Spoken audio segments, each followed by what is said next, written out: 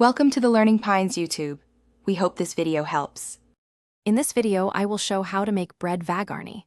Measure ingredients carefully and set them out before you start.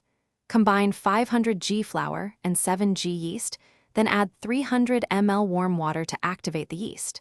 Mix in 10 g salt and 30 ml olive oil for flavor and structure. Using a scale and tidy workspace will speed things up and reduce mistakes while you bake.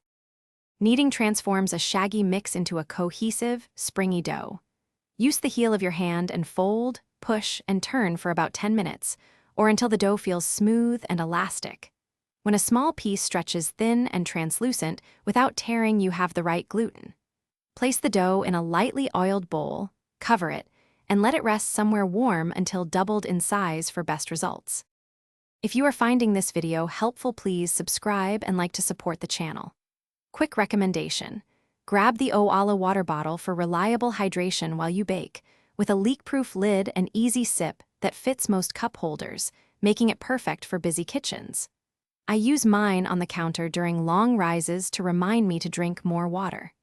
Check the description for the link and other deals. Now let's get back to the video.